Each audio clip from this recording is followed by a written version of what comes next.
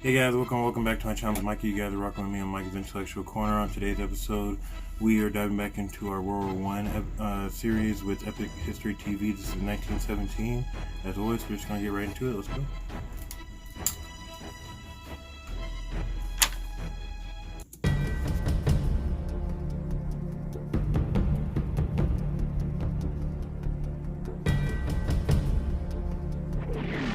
In 1916, World War I became a war of attrition.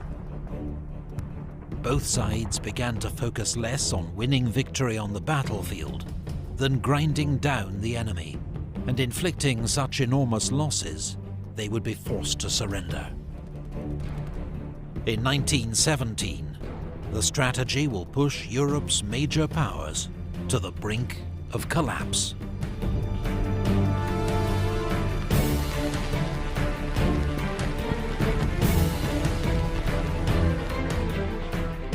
Germany knows it will lose a long war of attrition against the Allies, who have greater resources. So its leaders gamble. They resume unrestricted submarine warfare, believing their U-boats can cut off Britain's food imports by sea and starve the country into surrender within 6 months. But the new shoot-on-sight tactics mean neutral American ships will inevitably be caught in the crossfire, risking America joining the war on the Allied side. Just 2 days into the campaign, the SS Housatonic, an American steamer carrying wheat from Galveston, Texas to England, is sunk by a U-boat. The British then See, my thing is, you would think that the ship captains would be able to find like a better route than having to, guide essentially 100 miles, 300 miles, whatever, into war, whatever that's around Britain. You would think that they'd be able to find a different route around it instead of taking such, risk in knowing that, yeah, we have to do this, but, there is a huge, great war going on right now, so obviously they're not going to stop just for us, but who knows what the intentions were, The British then passed to the US government a telegram they've intercepted from German Foreign Secretary Arthur Zimmermann to the German ambassador in Mexico. Germany is encouraging Mexico to attack America if America and Germany end up at war. The so-called Zimmermann telegram puts yet more pressure on US President Wilson to declare war on Germany.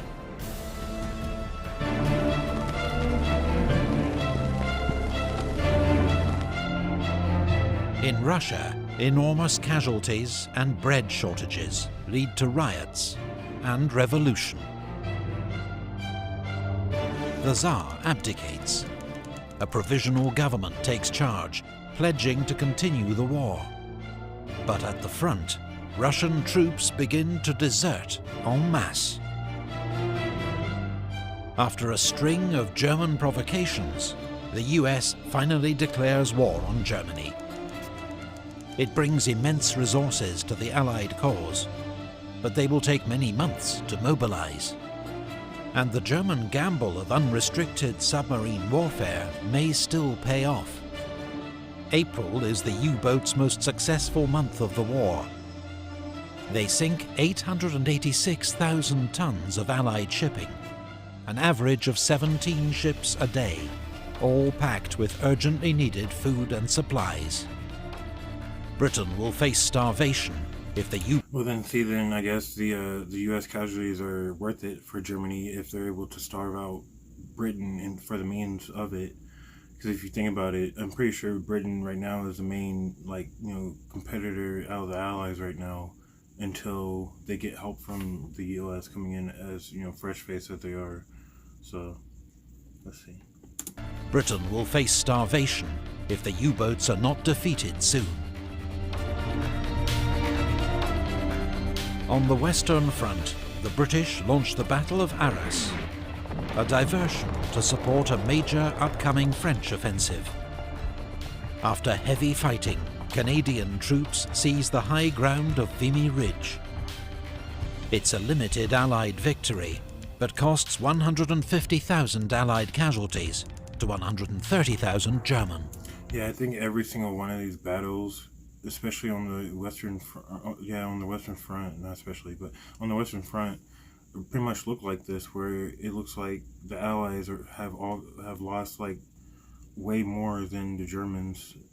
And it's crazy too, because obviously if this wasn't a war of attrition, those would be considered losses, but because they know that they have more men and stuff like that, these are considered wins in their eyes, and it's kind of crazy. Limited Allied victory, but costs 150,000 Allied casualties to 130,000 German. Above the trenches, the First Air War has reached new levels of sophistication and deadliness. Reconnaissance aircraft are crucial for spotting enemy positions and directing artillery fire onto them. Scout aircraft or fighters try to shoot them down before they can execute their mission. New models of aircraft are developed every few months, but that spring, the superiority of German aircraft leads to heavy Allied losses in what becomes known as Bloody April.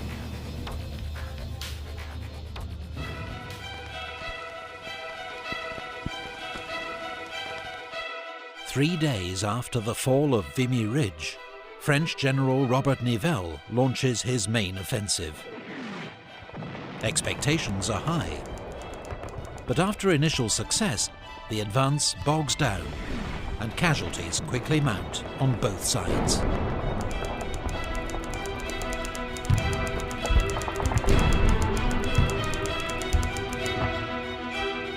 The apparently senseless losses cause morale in the French army to collapse.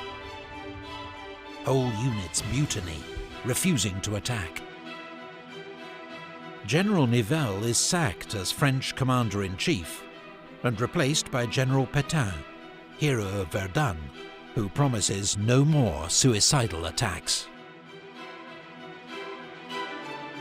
That summer, at Messines Ridge, the British tunnel under the German lines and detonate 19. Yeah, because at this point, France is probably going to just be relying on freaking colonial troops or forces to fight the rest of this damn war if they keep on going to these suicidal attacks. I mean, like, you know what I'm saying, 183,000 to Germany's 163. Like, yeah, that's, in my books, that would be considered a loss because, you know, you lost more men, but they're considering these like wins, and it's crazy. Under the German lines and detonate 19 enormous mines under the enemy position. It's the largest man-made explosion in history to date, and paves the way to a brilliant but highly local British victory. Yeah, they look like little freaking ants. They look like they're part of the pebbles and stuff, but I'm sure, I feel like that was probably like the biggest to date, but I feel like we've had bigger ones. I mean, think about Dar Bomba, think about the crater and that thing made and all that. That was man-made, but I don't know, maybe I'm wrong though. It's the way to a brilliant but highly local British victory.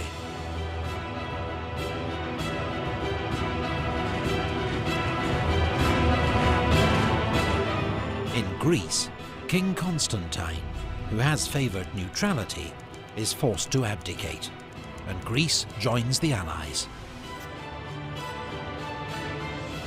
Russia's provisional government orders a new attack, but the July offensive is a disaster.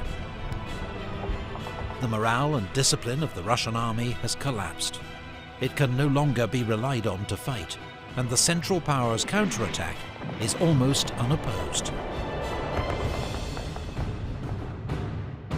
At sea, the Allies begin to group their merchant ships into convoys, which sail under naval escort.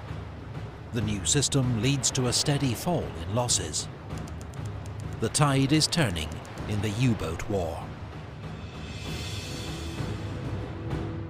As discontent with the war grows in Germany, the German parliament, the Reichstag, passes a peace resolution, calling for a peace of understanding and reconciliation. It's ignored by the German High Command, which now effectively rules the country as a military dictatorship. So in other words, they pretty much have the Germany under martial law, if I'm not mistaken, which in my opinion is an indicator of pretty much a losing empire, because I mean, France and Britain and probably even freaking the Ottoman Empire don't have certain parts of their empires, you know what I'm saying, under martial law. The only parts that are under that type of law right now is probably just the wartime, like parts that are, you know, actively seeing war and stuff like that. So you can definitely, you know, it's telling, is pretty much what I'm saying. Now effectively rules the country as a military dictatorship.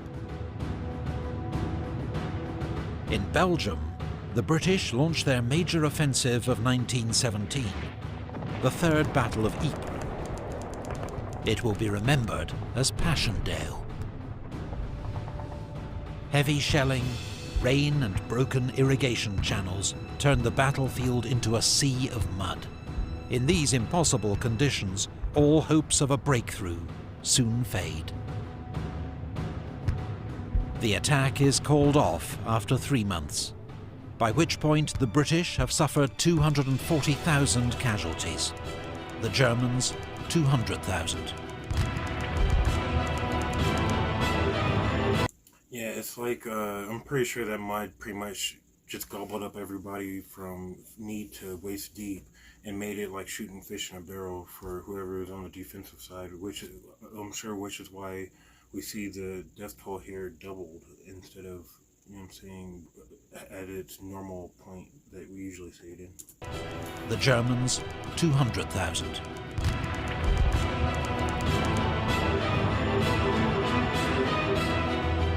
On the Italian front, at the 11th Battle of the Isonzo, Italian and Austro-Hungarian forces batter each other into exhaustion. There are 150,000 Italian casualties, 100,000 Austro-Hungarian. That year, 1917, the list of Allied nations grows. Brazil, Liberia, China, and Siam all declare war on Germany as a result of German U-boat attacks, or to curry favour with the Allies. China will contribute many thousands of labourers working for the Allies in Europe, the Middle East, and Asia.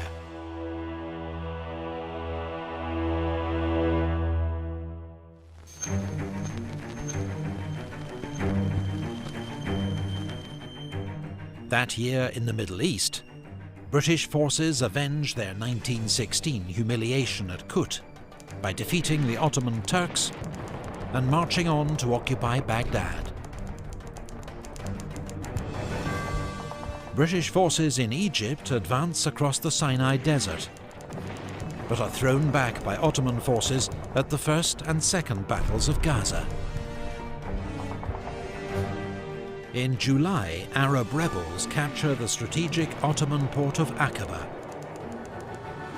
They are accompanied by a British military advisor, Captain T.E. Lawrence, better known as Lawrence of Arabia.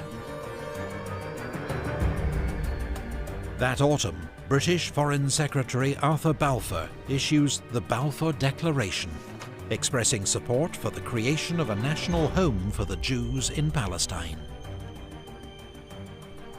The aim is to rally Jewish support for the Allies, but the declaration contradicts existing pledges to Arab leaders. Yeah, you can kind of tell that, obviously, the the British leaders at the time thought that that the empire would be in power long enough to probably, you know, oversee the area that obviously that they would end up controlling, and making sure that there would be no war and all that stuff. But, you know, obviously that's not what happened, and, you know, we have an area that is, like, you know, ravaged with war, that has been ravaged with war ever since. But you can tell that they probably thought that they'd be in power long enough to make sure that that didn't happen. But yeah. The aim is to rally Jewish support for the Allies, but the declaration contradicts existing pledges to Arab leaders.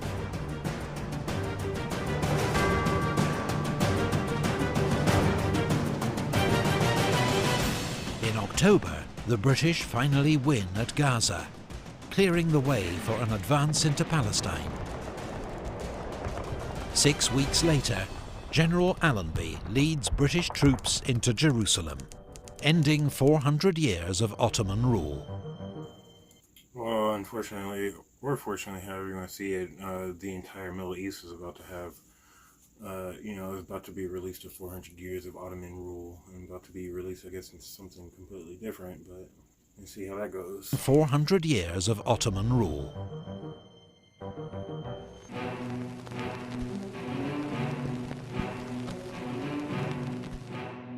With Russian forces in disarray, Germany is able to move troops from the east to the Italian front.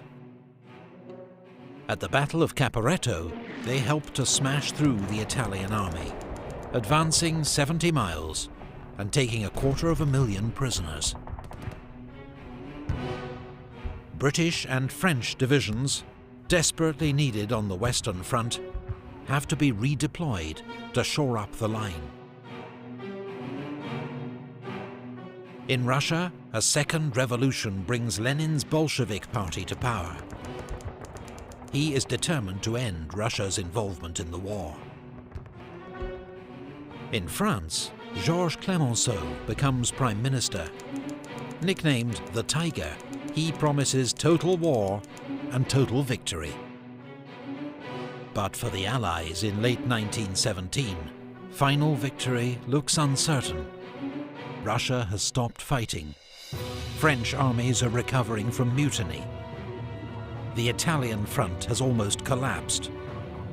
And American reinforcements still seem a long way off. For the time being, the British are the only effective Allied force in the field. So the British attack. Yeah, in any case, though, Germany can't take advantage of that anyway because they're still recovering themselves. Just at the fact that in every single battle, whether it be Germany versus France, Germany versus Britain, Germany versus Italians, whoever, Germany versus Russia, they're always losing 100,000 men or more. You know what I'm saying? And they're always that catalyst in every one of those battles. It's Germany versus Germany versus Germany versus. So obviously they can't keep going either because they're losing probably more than everyone else, obviously combined. So Allied force in the field. So the British attack at Cambrai with the first major tank assault in history. On the first day, nearly 400 tanks spearhead an advance of several miles through German defences. But then the tanks break down or are knocked out. The Germans rush in reinforcements, and the gains are lost. Yeah, if I'm not mistaken, a lot of those tanks ended up getting used on the German side anyway, so a lot of them just got refurbished and got that cross painted on the side of it. Reinforcements, and the gains are lost.